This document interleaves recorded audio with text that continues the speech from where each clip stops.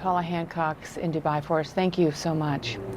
Well, this week, while some in Iran were mourning the death of their supreme leaders, others in Iran and around the world are celebrating it and welcoming the possibility of regime change.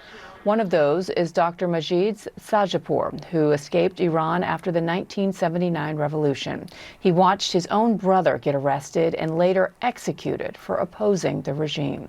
Dr. Sadeghpour is now the political director for the Organization of Iranian American Communities and is joining me now live. Doctor, thank you so much for taking the time.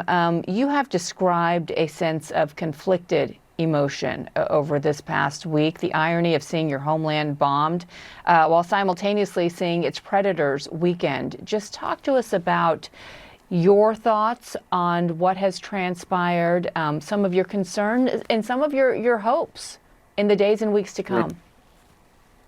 Well, thank you for having me. Well, I can't help but to think that we are here in this difficult circumstance, this irony, is because really the international community has for more than 4 decades has been trying to negotiate with the regime and encourage it to change its behavior, while during that same span, and really longer than that, 45 years, the people of Iran have been trying and dying to change the regime itself. And I think that is really the divergence that is notable. The people of Iran, since the middle of 1981, when the regime opened fire, the same IRGC opened fire on peaceful protesters, and later that year, in 1981, formed the National Council of Resistance of Iran. And ever since then, their leadership has been instrumental to try to bring change to Iran. That means the regime to be gone in its entirety. That's why we are happy that the president-elect of the National Council of Resistance of Iran, Maryam Rajavi, just a few days ago announced the formation of a provisional government that would handle transition period for a future free democratic republic in Iran.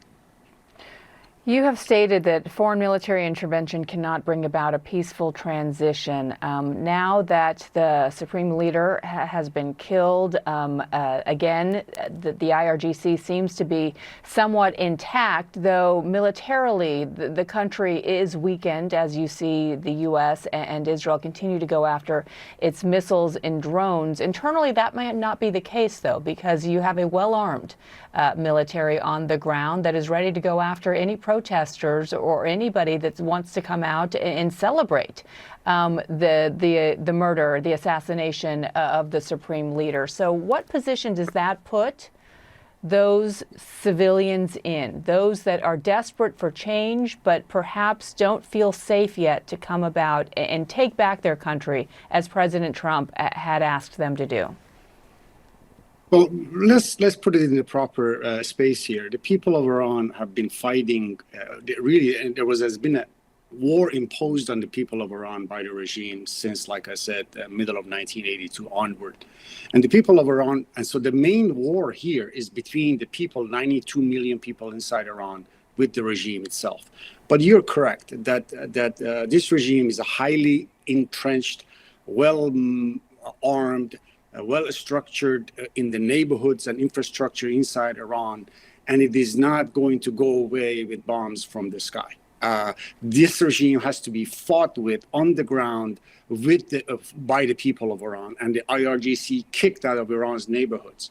And to do that, you need boots on the ground. That is why our community, including, by the way, today we are rallying in Washington, D.C. to support the provisional government Mrs. Maryam Rajavi introduced a few days ago, is because you need boots on the ground. And NCRI has had boots on the ground for years, and they're the MEK resistance units, and now really a budding National Liberation Army that is forming.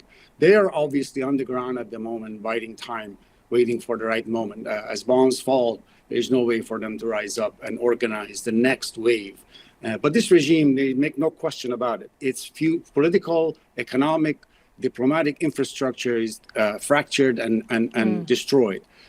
This regime no longer has a future. It never really had a future in the eyes of the Iranian people, but no longer has a future in the eyes of the international community, given what they did in January of this year, killing probably 30,000 people.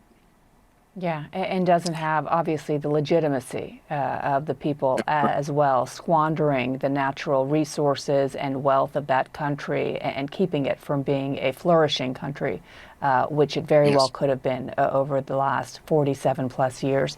Dr. Majid Sadeghpour, thank you so much for your time and your perspective. Appreciate it. Of course. Well, President Trump is